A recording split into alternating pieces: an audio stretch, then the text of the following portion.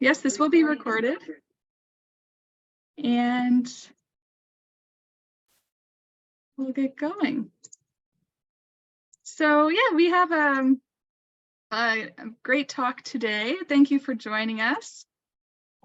And so today we'll be talking about youth and inclusive trail development. And it's hosted today by some of our World Trails ambassadors. But we'd like to start off by not only asking you what your favorite song for the trail is, but also we want to see where everyone is coming from. So Julie's going to share her screen real quick, and we're going to show you how to use the Padlet. And we'll put the link in the chat once Julie's done. So actually, Julie, I'll get you to hop on there. And it's a really interesting tool that we can use to see where everyone's joining us from. And you can add your place by going to the circle in the bottom right corner there. You can see Julie's mouse. Search your place by name. So Julie's from Asheville. And she's going to put that in there. And then add her name. You can also add a link or a photo, whatever you like, to the Padlet. And then it'll just give us an idea of where everyone's joining us from. And we'll take a look at it once everyone's added. So we'll add a link to this into the chat. And you can see too, there's different ways to edit and to do whatever you want to your post on our Padlet. So we'll get you to do that. And Julie, did you want to share that one in the chat? Perfect. And while you're doing that, we'll play our playlist one more time. And there it is there.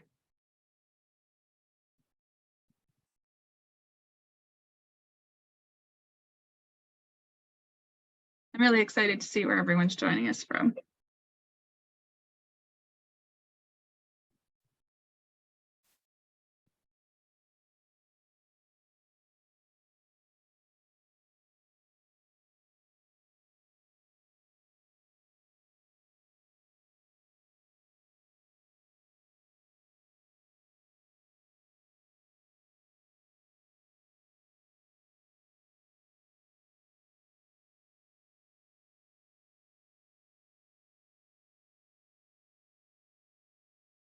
And give everyone another moment to do that.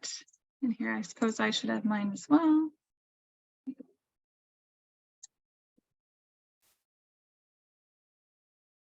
And okay, here, Julie's got our results here. So we have quite a few people joining us from North America, which is always fun. I know some of these faces myself. Etienne's over in South Africa. We have Den in the Philippines. Ara from Paraguay there. So we've got a bit of a mix, which is always fun. 4 of our continents. So that's great. All right, so I'm going to share my screen again, and we'll get started on our presentations here. So let me just find our screen here. So thank you all for joining us today. As I mentioned, we will be talking about inclusive trail development and success in working with youth. These forums aim to support trail development and community resilience, inviting a more inclusive network around the world. The more we share and learn from each other, the stronger trails and communities will be everywhere. These sessions are a real space for talks, presentations, dialogues, and debates, and they will help us move forward to creating an inclusive pathway, sharing creative ideas to celebrate trail benefits, protect cultures and biodiversity, and ensure best practices are captured. So I'd just like to remind everyone, as you saw on our map, we are from some different places. So if you have any questions, I know that there's sometimes a language barrier there. Please feel free to raise your hand. Feel free to put a question in the chat, and we'll be happy to help. So we're going to start off. This is our agenda. I'm going to introduce myself, and then we'll talk a little bit about the education task team who is helping put on this talk today, as well as we'll talk about the Trail Ambassadors program, and then we'll have presentations from 3 of our ambassadors.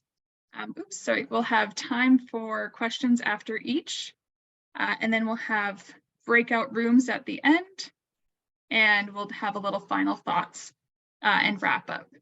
So to start, my name is Brooke Henry. I'm from Hamilton, Ontario, Canada. I work for the Bruce Trail Conservancy as a communications coordinator. And the Bruce Trail runs from Niagara, near Niagara Falls, all the way up to Tobermory, which is about 900 kilometers. And I've been with the organization for almost 5 years now, and really encourage anyone who's visiting Canada to try out the Bruce Trail. I'm also a World Trail Ambassador myself, and was lucky enough to meet a lot of the folks from the World Trails Network at the Ski-Athos conference, World Trails conference back in September. So I'm just going to pass it over to Julie, who's going to speak about the Education and Inclusive Engagement Task Team.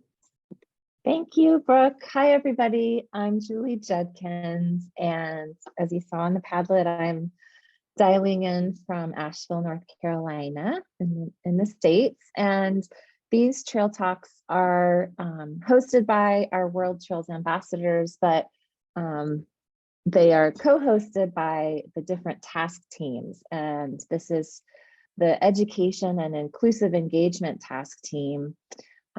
For anyone not familiar, the World Trails Network has 3 core objectives. They're really promoting trails, preserving trails, and perpetuating trails. And they achieve this through these different task teams, which we have 9 of, I believe, right now, which consist of global and local trail experts collaborating on different projects, campaigns, and advocacy efforts. And members can really shape projects and as like education summits or having community involvement. So it's a really great way to contribute to global trails industry and gain experience and different ways of having those opportunities. This task team has 3 main focus areas: the World Trails Ambassadors and Indigenous Ways, which is a movement for Indigenous communities and sharing how trails support their lands through relationships and stories, and then sharing best practices. And we'll have an education summit in the fall. Thanks for joining today. Back to you, Brooke. Thank you, Julie, for that. I'm a part of the Education and Inclusive Engagement Task Team as well, and thoroughly enjoy our meetings. So encourage anyone who's interested to join. Okay, so next I'm going to introduce who the World Trail Ambassadors are. So in 2022, there was a call put out for applications for the World Trails Ambassador program, and 12 were chosen from around the world. As you can see today, we have a Trail Ambassador from Canada, myself. We also have folks from the States. We have Ara in Paraguay, Etienne in South Africa. So we're from all around the world, and we're emerging trail leaders between the ages of 20 and 35.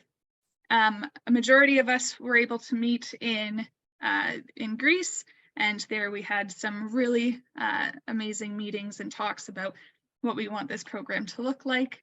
So we're working towards creating and building this program now currently, and we look forward to having our meetings regularly still. And basically we all are advocating for trails in our communities, and we are supporting each other through our meetings and working on projects together that way.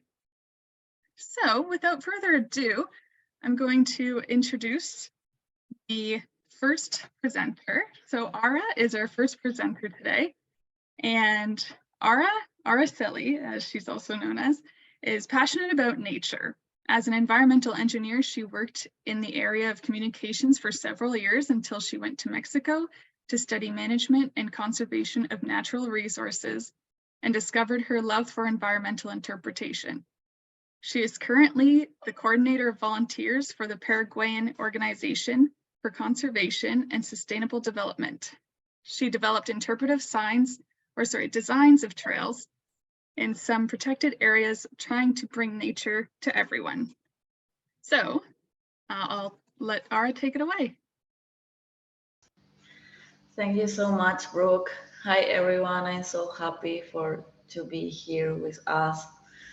I will talk about voices of the trail, and that Brooke said, I'm very passionate about the thing to bring the traditional logics to the trail and share with the people that. Next, please. Just in case, Paraguay is in the middle of South America, like you can see, and my organization worked in the Ubucuy National Park Science 10 years ago.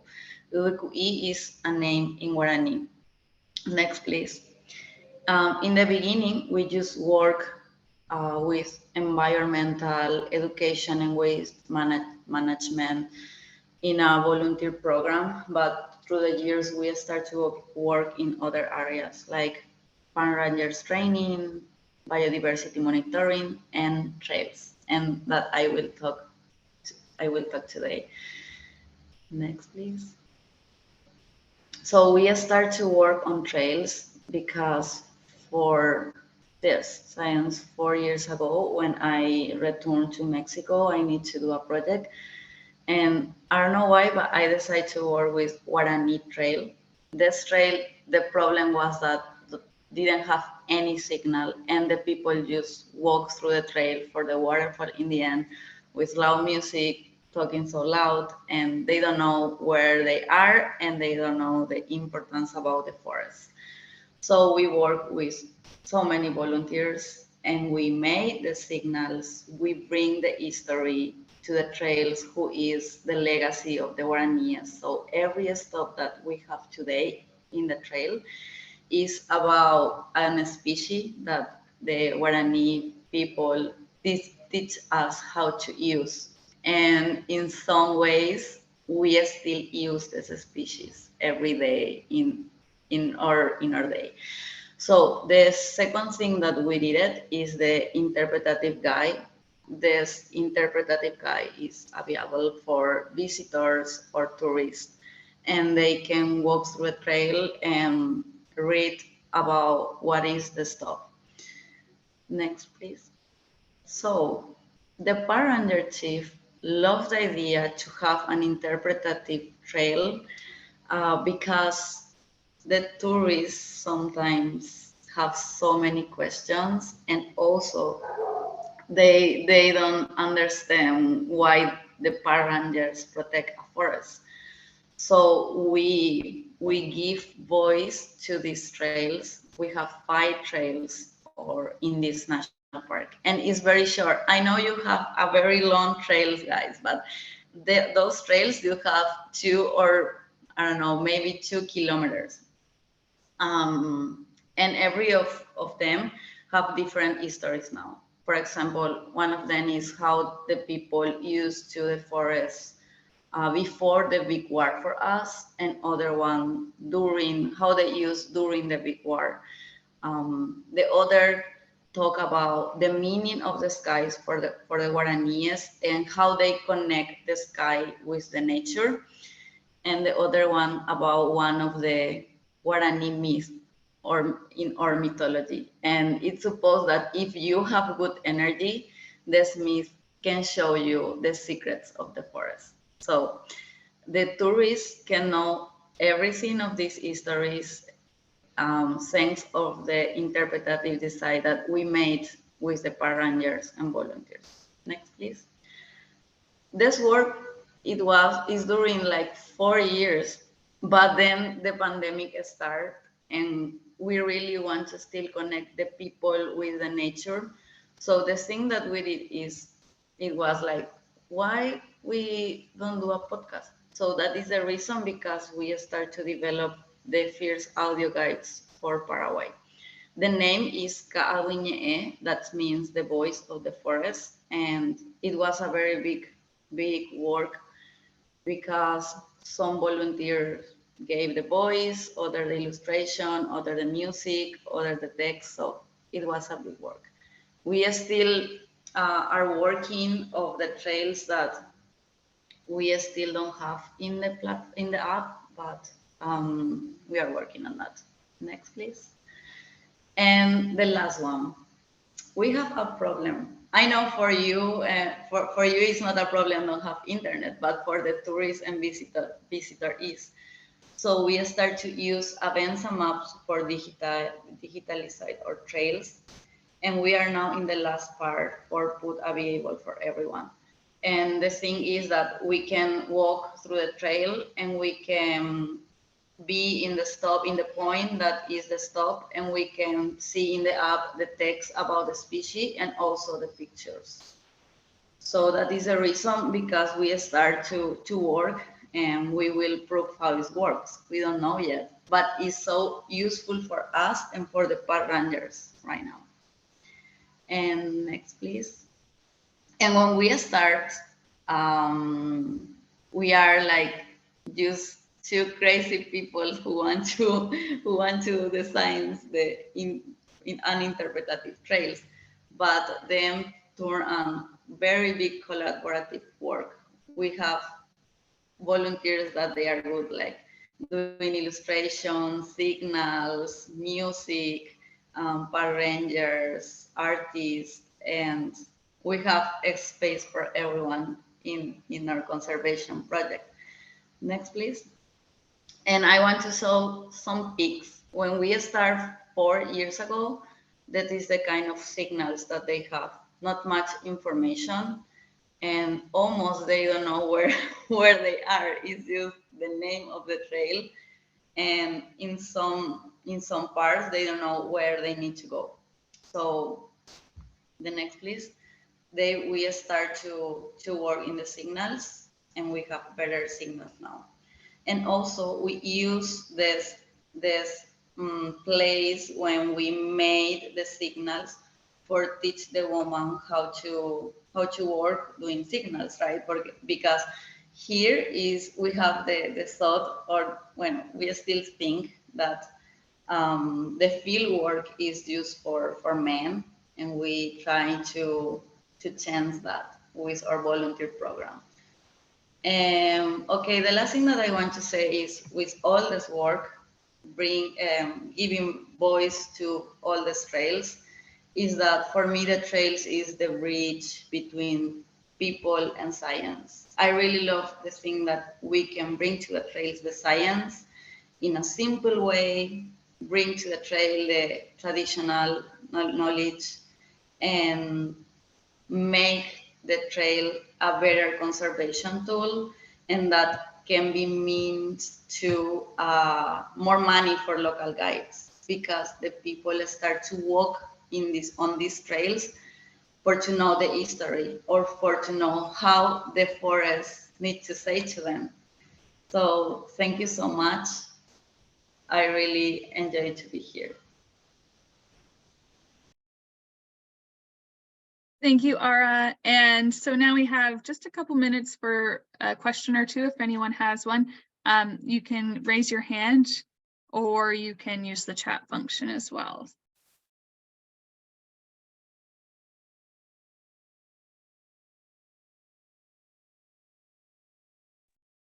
And oh, we've got Delia. Yeah, go ahead. I have a question, Ara. How did you grow from just 2 people to so many engaged partners and volunteers? What was your way to pull them all into the project? Thing about that is that we have this volunteer program every year during the summer. So every summer, the kind of volunteer that we have is changing. So that is the reason, because when we start, we are with just 2. Then we need to combine to the park ranger chief. This is a good idea, please. We need to do it. It will be so helpful for the national park. And then we was so much more people because the volunteer love to work on trails, and it's not to do the field work like obviously they love. It's just to bring the history or to know more about the history, because usually the people like me study in the university just read books, not much talking about the people, and that is the interpretative designs do, talk to the people and to know the history of the place and bring the traditional knowledge. And I think that is the reason because so many people still now are so interested to work on trails here. Thank Thank you. And was there another question? If not, we'll move on. Let me just double check. Okay, thank you so much, Ara. That was great. And so now we'll move on to Etienne. So let me just introduce Etienne here. So Etienne has been working in under-resourced and violent communities in the Western Cape, South Africa for the last 9 years.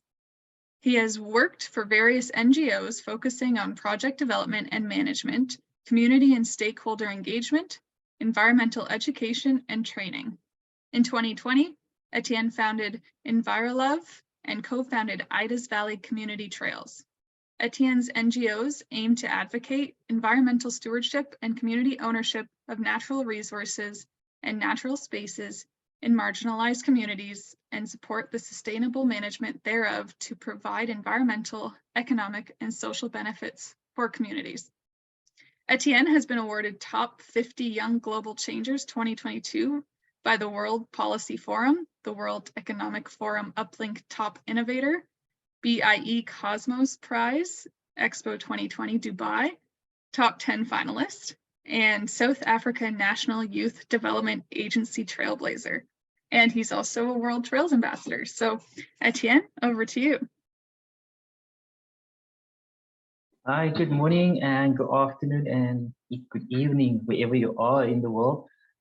Thank you for that introduction. That takes away half of my presentation. So feeling at ease now.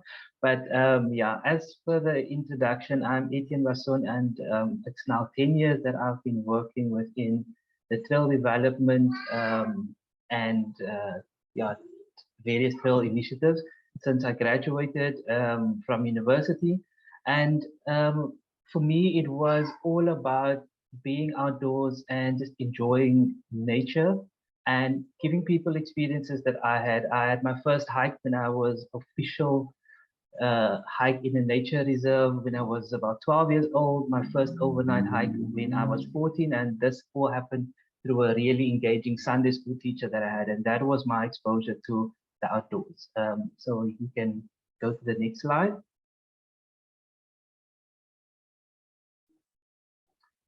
Okay, so as I said, I've worked in the trail sector for quite some time, and in 2019 I made the transition from working for NGOs to more desktop government space. And the 9 years before that, I worked with various kids. And when I transferred into this new role, basically the question the kids had was, Etienne, what about us? And as I moved on, I realized that there's a big need for NGOs within my community and within working with the demographics that we encounter in our communities, which is really violent and under-resourced communities. And my mission since 2020 has really been to provide access and ownership to communities, marginalized communities. So access around trails and access to equipment so that you can walk comfortably and be on trails, and ownership of neglected public spaces. So the key objectives for me really was to create inclusive and safe recreational trails in under-resourced communities, which is my community, and we have similar communities across the Western Cape, and really education and training opportunities for youth to guide them with outdoor experiences and mentorship to really sustain and accelerate overall their community, their well-being and the community's well-being. So you can move on to the next slide. So as I mentioned, I started EnviroLove NGO, which was really focused on a specific group of kids, and Irish Valley Community Trails, which was focused on a 400-hectare neglected and under-resourced space, which became a dumping ground for waste and really illegal and violent activities in my community, and the community basically forgot about the space.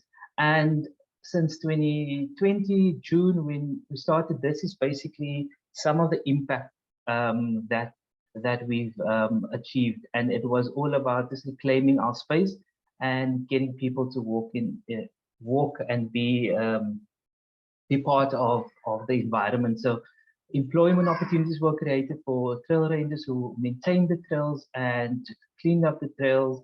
More than almost 50 indirect temporary jobs were created through event and ecotourism services. We had outreach, almost 500 youth reached through walks on the trail, through some educational outreach within the communities. And last year, this is some old figures, but on average, we recorded about 220 recreational users per week. And if you take into account this was a space that people would not frequent, it has completely shifted and changed over the last 3 years. And in terms of training, we provided the trail rangers with basic sign language training, to permaculture, to life skills and business training. So those were just some of the social and the economic impacts of the Irish Valley Community Trails project. You can move on to the next slide. And some of the environmental impact that was achieved. So 5 recreational trails, which is over 30 kilometers, were maintained. 2,050 bags of 2,500 bags of waste were collected, and this is still ongoing. And I've, in my personal capacity, documented just over 100 indigenous plant and animal species. And as part of Arbor Day celebrations, we planted some indigenous trees in the nature area as well as in the local schools. And if you look to the left, that is the primary school I attended. So you can move on. Okay, this is EnviroLove. So EnviroLove, as I said, I started working with this group of kids with another NGO in 2017. And in 2019, when I left the organization, this specific group asked Etienne, so what's next? What happens to us? And over the last 5 years, I have been working with it. So I've reached a total of about 54 young people that have provided monthly educational outdoor experiences. So we go on hikes every month. We try to do it every month. And about 28 of them have been part of the group for three or more years. And you'll see there's some pictures, some formal pictures, and those are the matriculants I had. I started with them when they were grade 7, and last year they finished school in grade 12. And if you consider where they come from, and the Lavenhill is one of the most violent areas in the Western Cape. So for them, it's no small feat to finish school. So that is them graduating their grade 12. And I was there just to support them because they have been really champions of the organization. And currently we have about 15 grade 11 and grade 12 learners so that are part of the program. Those are the seniors, as I call them, but we focus on about 24 to 28 kids every month, and we do personal development workshops at the schools.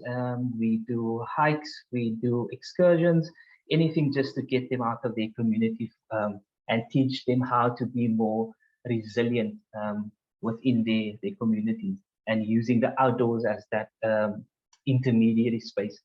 You can move on to the next slide.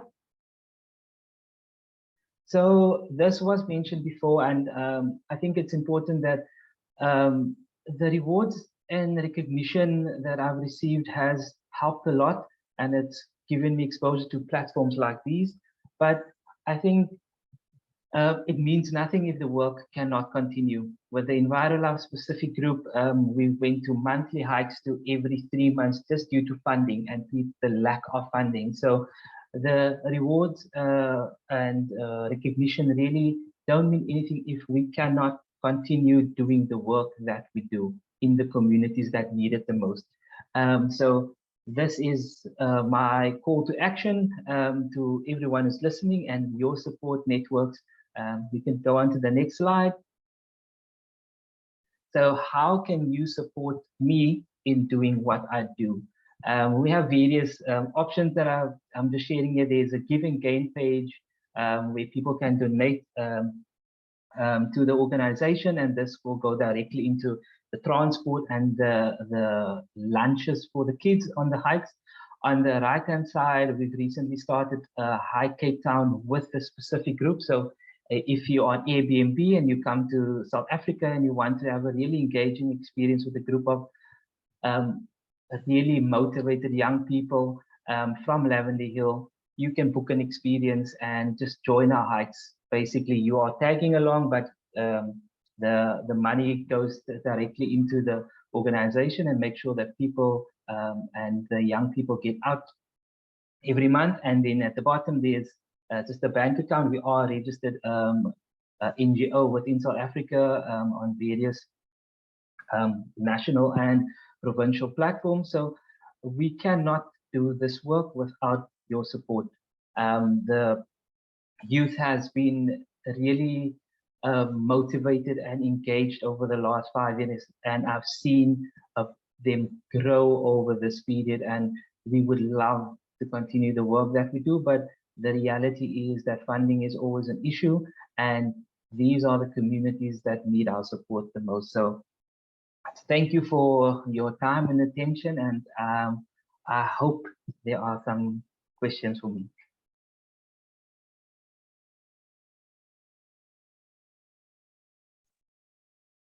Thank you, Etienne. Sorry, I went ahead there on the slides, but are there any questions for Etienne? Let me see.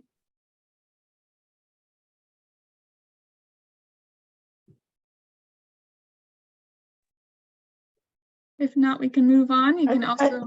I have a quick question, Etienne. Is your financial support primarily from within South Africa or international? And if it's from within South Africa, is it primarily governmental or sort of private donors, that kind of thing? So it is primarily from South Africa.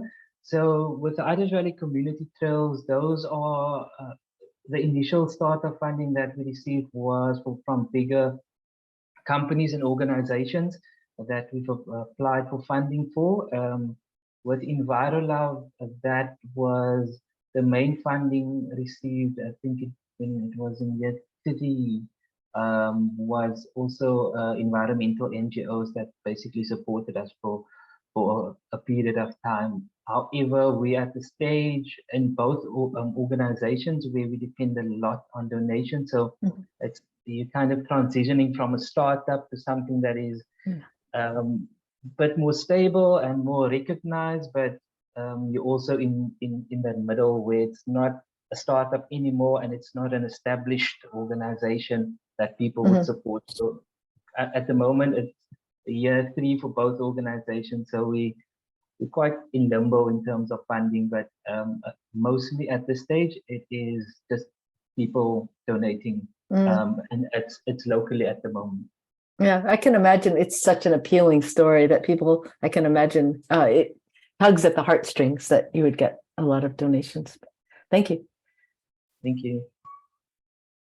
Thank you so much, Etienne. We're going to move on to Denise's presentation, and I'll just introduce Denise. Denise graduated cum laude from the University of Santo Tomas with a degree in travel management in 2018. At the height of the COVID-19 pandemic, she served as a guest care officer for Masungi Georeserve in Baras, Rizal. Being at the forefront of end-to-end guest experiences and arranging private nature-based activities at such a grueling period allowed her to further realize the importance of trails to individuals and communities. Currently, she is a sustainability officer for 10 Knots Group, which operates a collection of island resorts in El Nido, Palawan, focused on low-impact tourism, environmental conservation, and community engagement. Denise's strong interest in the dynamics of tourism and sustainable development in local protected areas stems from her childhood summers spent in Dingalan, Aurora, which is bordered by the Sierra Madre mountain range in the Pacific Ocean. So over to you, Den. Hi, good evening from the Philippines. I'm Denise, a sustainability tourism practitioner currently based in the El Nido Taytay Managed Resource Protected Area, which is on screen. So located in the province of Palawan, Entamarpa spans 54,000 hectares of marine waters and 36,000 hectares of land. I've been here for a year and I'm glad to continue advocating for destination stewardship in the tourism industry. So, unlike the other ambassadors, I'm not really developing a trail, but but advocating for activities to do on nature walks and trails. So, environmental conservation and community engagement are the core values of Tenots Group, the organization I work for. Because of this, we have a long running educational program called Be Green. Next slide, please. So Be Green stands for Guard, Respect, Educate El Nido. El Nido started as a turtle sanctuary and then a marine reserve. It was declared a managed resource protected area in 1998.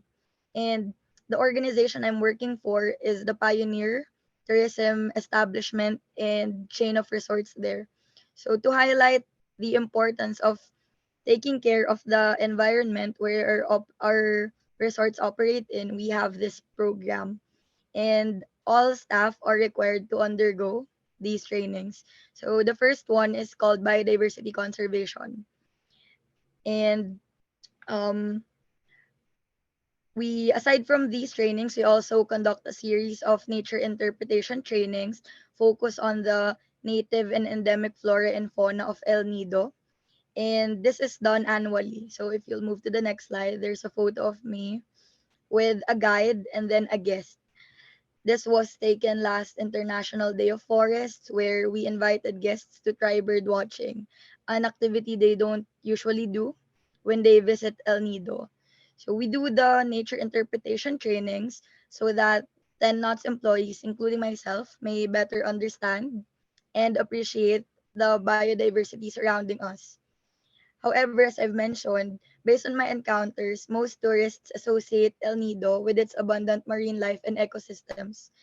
So, as a sustainability officer and a World Trails Ambassador, I realized I'm in a good position to highlight the importance of healthy forests through leading guest activities like nature walk and bird watching.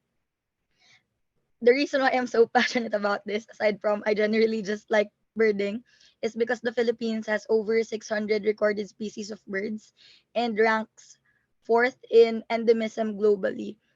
However, I don't really think birding or bird watching is a common activity here, which is a waste because we really have good forest cover still in places like Palawan. So in Palawan alone, there are 299 species observed.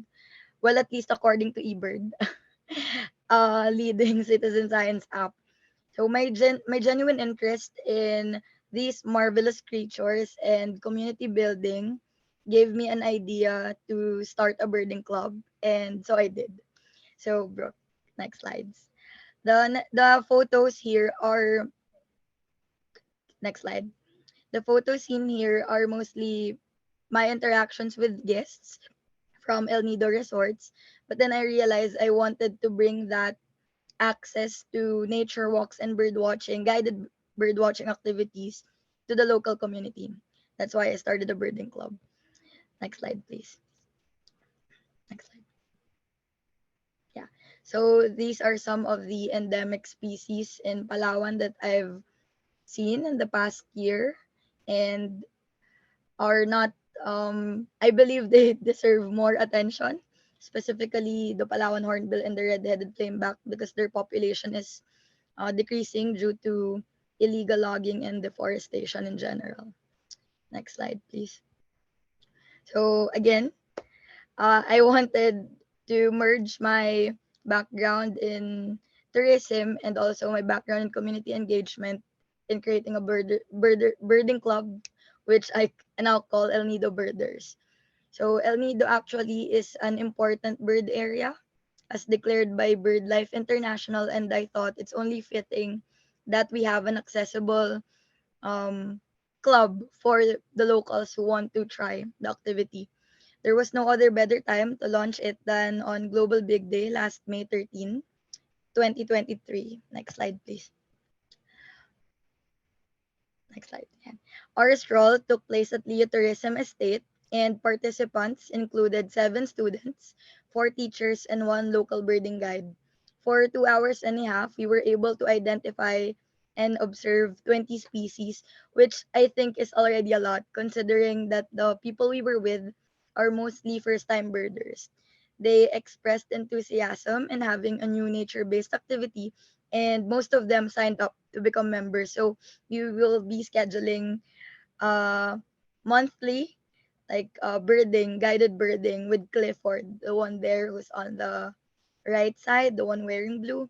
Clifford is a local birding guide, and he's really passionate about this as well. So it really um, motivates me because Clifford looks forward to having more people like him enjoying his hometown for the birds and not just the beaches and the lagoons that is very well renowned all over the world these days.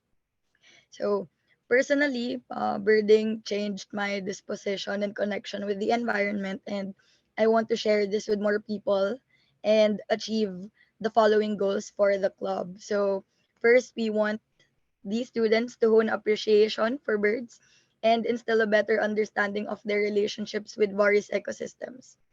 Second, increase awareness on the man-made threats to bird species. I'm not sure if I've mentioned it to the other ambassadors, but Palawan is the last ecological frontier of the Philippines because it still has a good amount of forest cover. And we want more people to be aware of the value of that forest cover. And being appreciative of birds, I think, is a good way to start that.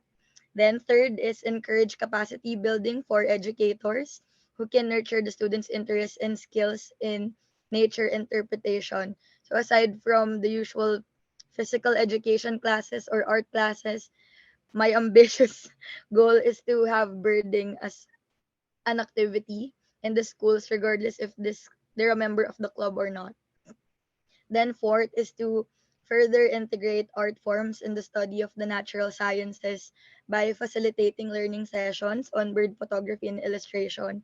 So what I mean here is I believe birding in general also develops one's creativity. Like for me personally, it's been with photography. For some of these students, it may be through painting, drawing, and such. And it would be nice that they have their the high biodiversity surrounding us as their inspiration. So I really believe it is possible to mainstream birding as an activity in the community, not just for its youth, but for everyone in El Nido in general. But the thing is, um, birding in El Nido is relatively easy. Like it's not that hard because the birds are everywhere. But the thing is, we do not have lots of binoculars. So it's kind of hard to engage more people when we have limited equipment. So to move forward with this, similar with Etienne, I'm also sharing my need for support because we need funding to purchase these binoculars and continue inviting more people to join us. So this will make birding more accessible for those who want to join, and I believe that this interest can have more people engaged in conversations for conservation also. Because personally, my career track and sustainability all started with my interest in wildlife. So I'm hoping this simple club will also do that for these children. So next slide, please. So if you want to support us in any way, please send me a message in my email or send me a message on my WhatsApp. Thank you so much. Thank you, Den. That was great. Are there any questions for Den?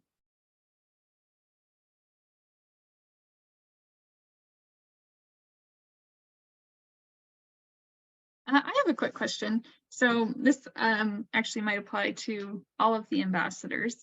But how are you communicating this out to folks? Like, how are you recruiting people to come out on your birding hikes? Can I go ahead? So for the Global Big Day Trail, I reached out to a local school and asked if they have students who are able to come. I only invited one school because I don't have lots of binoculars yet. But the goal is that since I work for the resorts group who have partnerships with different communities, the goal is to be able to go to all those other schools who can't go to places like Clio Tourism Estate and bring birding there. I'm pretty sure that the local schools will be very open in facilitating activities like that. So literally all I need are the binoculars. So yeah. That's great. And it looks like Nat has a question as well. Yeah, I was wondering how you would define low impact tourism and how you're trying to achieve that goal of low impact tourism. Well, for my work, what we mean by low impact is that first, our facilities, we generate our own water and treat our own water basically. So we have our sewage treatment plant and desalination plant. So in that way, we don't compete with the mainland for these resources because in the past years, El Nido has experienced a tourism boom. So by operating those facilities, we do not compete for resources with the community. Then second, we also try to encourage guests to do simple activities like nature walks, bird watching, nature hikes, instead of always going out on their speedboats. And aside from that, there's another project that we have with a local community partner. It's not really connected to trails in any way, but El Nido is a protected area, so commercial fishing is not allowed.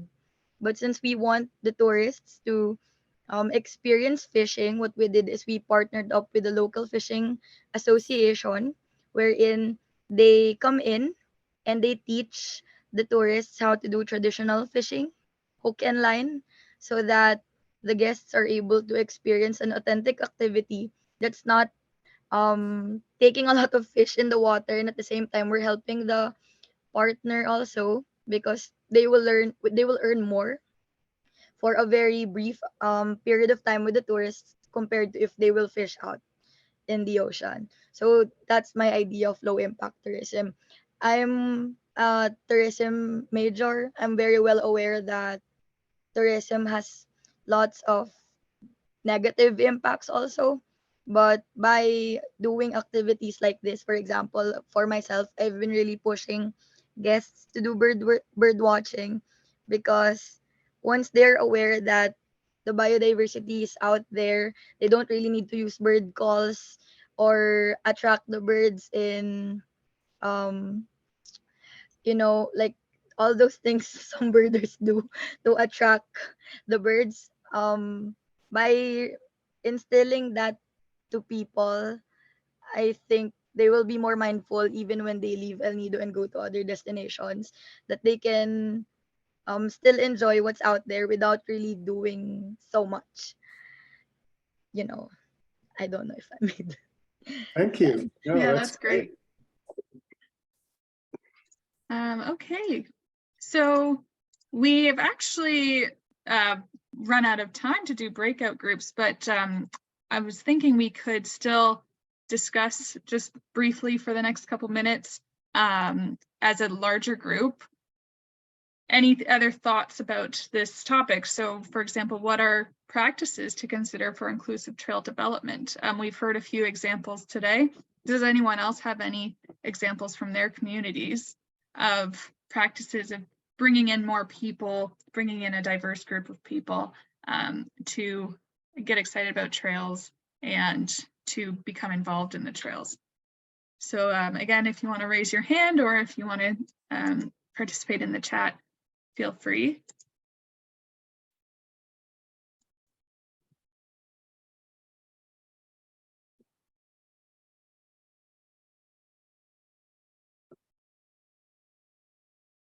And we can also, I think Fun. World Trails Network should have expeditions to each of these places and learn from these programs and meet all of the people in your communities, because it's just really inspiring what you're all doing.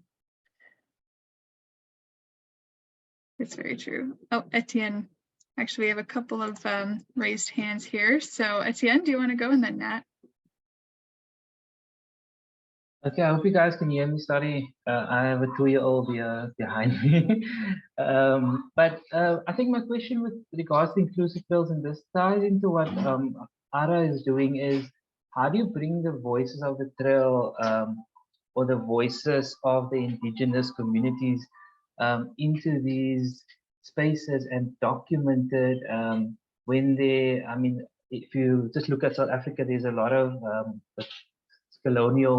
colonialism and the issues around that and apartheid and all these, because there's a lot of, not a lot, but in certain areas there's a lot of apprehension for when you speak about the indigenous people that used to frequent the area or used to be in the area. There's still a bit of I know the Afrikaans word, but I'm trying to get the English word. Like, what's the how do you bring that and find a balance between causing friction, for lack of a better term, between different groups? Because I think that for me is one of the struggles when I speak about the communities and previous communities. You can see there's, depending on the audience, there's always some issues or some difficulty to talk about it. Yeah.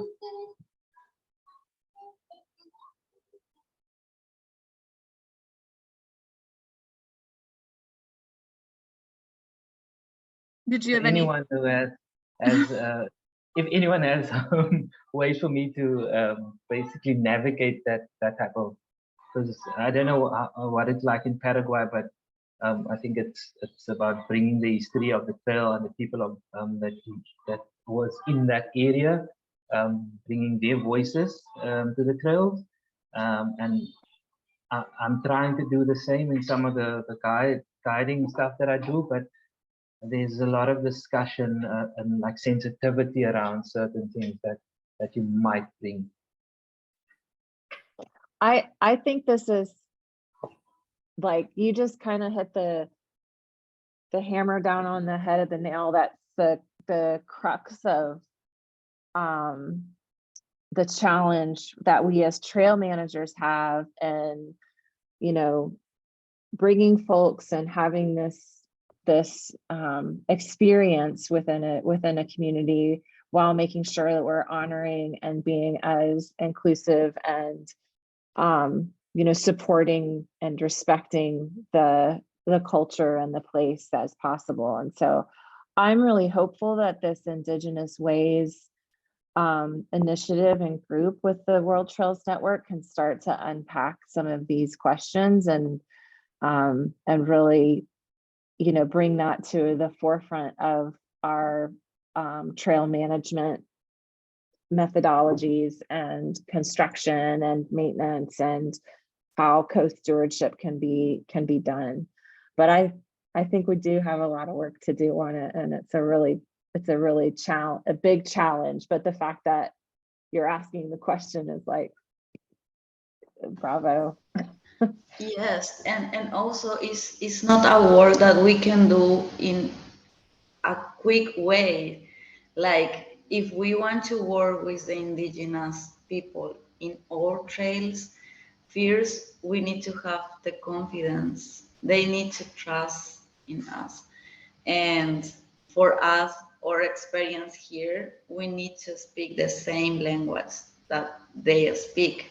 So if I go to this place, for example, in this national park, we don't have a tribe, but in other parts, yes.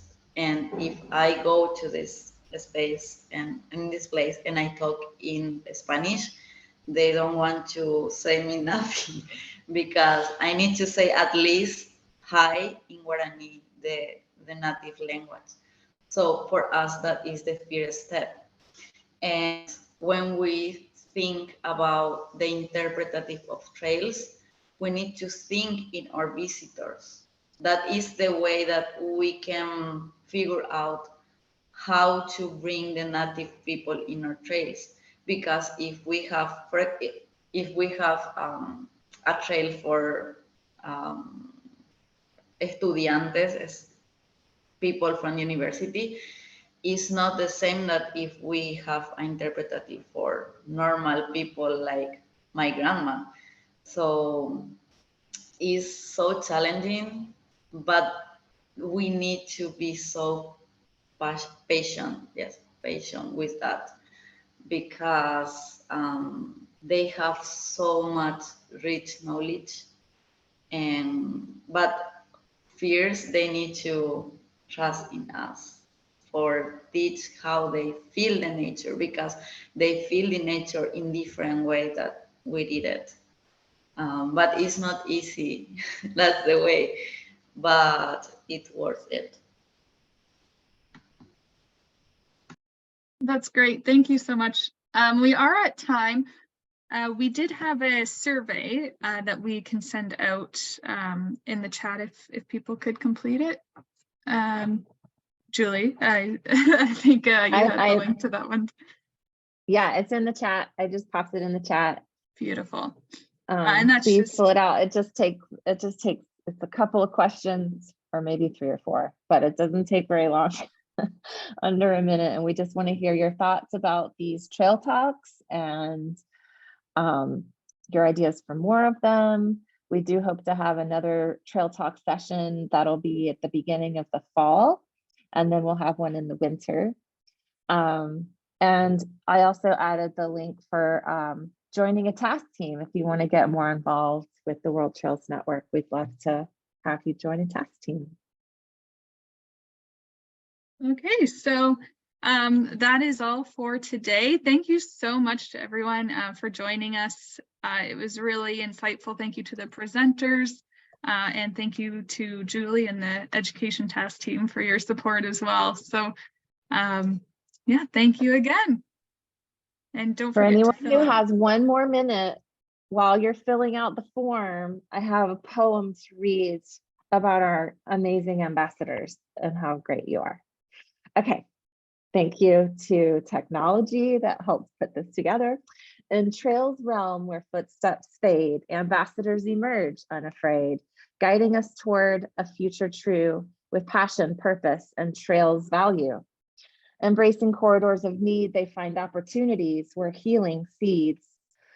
Gathered in Greece, united they stand, growing, connecting hand in hand, advocating for trails, their path unfurls, igniting love, reaching the world. Youth change makers, biodiversity's voice, breaking the mold, creating a choice.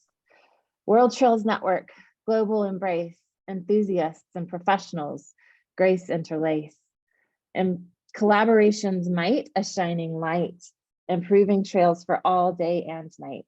Cherish these trailblazers, noble and grand, paving the way with dedication, hand in hand. Their stewardship projects ensure we hold dear, thriving trails for generations to cheer. Vital role they play, nature's guardians, bold, preserving wonders, missions to uphold. In their hands, hope and the key, safeguarding trails for eternity. Thank you all so much. Thank you, Julie. Okay. Julie, I think you should share who wrote that poem. Yeah, the technology world made this poem. AI wrote that AI. poem. Oh, Yeah. that's very fun. All right. Well, thank you, What everyone. everybody? Hi, little Ben. So great to Ben, see right? everybody. Wait, Have a good What a one. wonderful. Hi. Hi.